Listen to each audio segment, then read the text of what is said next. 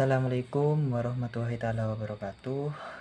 Di sini dengan nama saya Muhammad Bayu Abdillah, yang mana saya akan menjelaskan ataupun mengintegritaskan sebuah peta konsep yang berjudul tentang pengembangan kurikulum K13.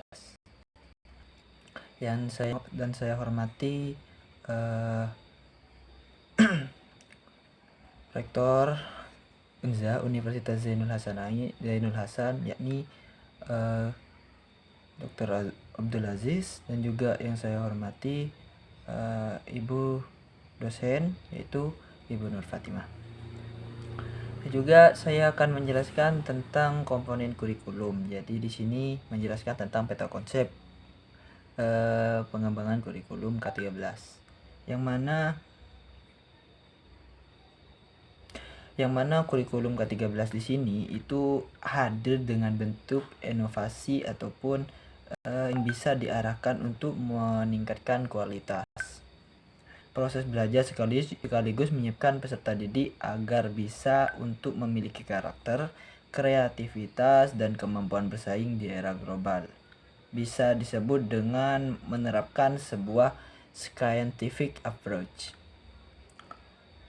Yang mana scientific approach di sini itu menjelaskan tentang penguatan kompetensi yang mana serta dasar dan keterpaduan antara ranah sikap pengetahuan serta keterampilan implementasi dari K13.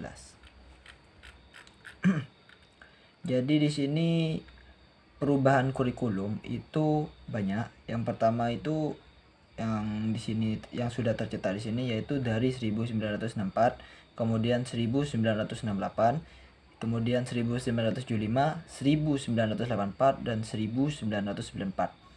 Dan juga berlanjut pada tahun 2004, yang mana 2004 di sini tidak diberlakukannya kurikulum, yang mana kurikulum di sini berbasis kompetensi, yang mana kompetensi tersebut diikuti oleh kurikulum tingkat satuan pendidikan yang disebut dengan KTSP, kan begitu.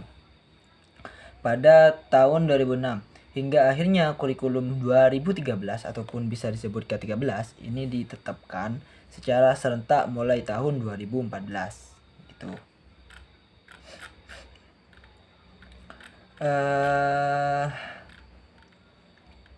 Dalam teori kurikulum K13 itu terdapat 3 paradigma pokok yang menjadi pijakan dalam perencanaan pengembangan.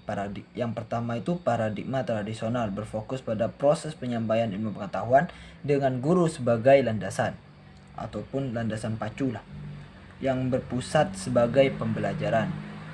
Berarti guru itu sebagai seseorang yang akan menjelaskan sesuatu kepada murid-muridnya. Berbeda dengan itu, yang kedua yaitu paradigma perkembangan. Paradigma perkembangan ini menekankan pada kebutuhan peserta didik yang mana baik secara fisik ataupun kognitif dan juga sosial. Kurikulum disusun untuk mendukung perkembangan holistik tersebut dan memberikan pengalaman belajar yang sesuai dengan tahap perkembangan siswa. Berarti kalau setiap siswa itu punya perkembangannya masing-masing. Berarti bisa kayak seperti dipilah-pilah agar bisa menyeimbangkan antara murid yang satu dan murid yang lain. Dan juga paradigma sosial kritis, yaitu memandang pendidikan sebagai bagian dari dinamika sosial. Adanya dinamika, adanya sesuatu pertanyaan lah, ataupun sesuatu yang muncul dengan sebuah landasan, kayak contohnya ada angan-angan yang tidak sejalur tapi dari pinggir jalannya.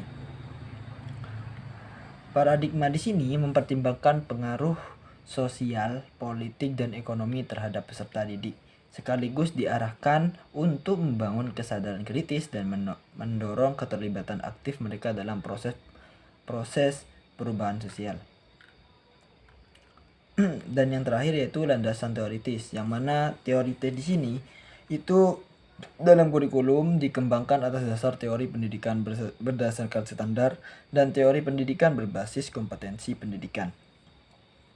Berdasarkan standar adalah pendidikan yang menetapkan standar nasional sebagai kualitas minimal hasil belajar yang berlaku untuk setiap kurikulum. Standar kualitas nasional dinyatakan sebagai standar kompetensi lulusan. Standar kompetensi lulusan tersebut adalah kualitas minimal lulusan suatu jenjang atau satuan pendidikan. Standar kompetensi lulusan mencakup sikap, pengetahuan, dan keterampilan. Nomor 19 tahun 2005. Situ. Terus yang di bawah. Jadi kurikulum K13 di sini itu posisinya strategis, yang mana nanti di Indonesia perubahan kurikulum kerap menjadi bahan diskusi. Berarti adanya perubahan kurikulum itu bisa menjadikan adanya pertanyaan. Seperti halnya kurikulum Merdeka, kurikulum 2013 atau K13 dan munculnya kurikulum sekarang kurikulum Merdeka. Gitu. Terus kesimpulannya, jadi di Indonesia di sini itu kurikulum termasuk K13 itu kurikulum Merdeka. Apanya? Di Indonesia tersebut kurikulum termasuk ataupun kurikulum yang K13 itu tahun 2013 kan. Sedangkan kurikulum Merdeka itu adalah kurikulum yang sekarang. Mempunyai peran strategis dalam mengarahkan proses pendidikan K13. Berarti kurikulum Merdeka ini menyempurnakan tentang kurikulum K13. Dan juga evaluasi terhadap penerapan kedua kurikulum tersebut menjadi penting guna mengetahui aktivitasnya dalam meningkatkan kualitas pendidikan nasional. Selain itu harus sejalan dengan budaya masyarakat, kurikulum juga memerlukan telaah akademis yang mengidentifikasi memperbaiki kelemahan yang ada. Penelitian di sini itu terkait mengimplementasikan kurikulum selalu melalui model CIPP. Mengungkapkan adanya perbedaan dalam aspek penilaian untuk memperoleh pemahaman yang mendalam. Penelitian menggunakan metode kualitatif begitu. Ya, dengan ini sekian. Assalamualaikum warahmatullahi taala wabarakatuh.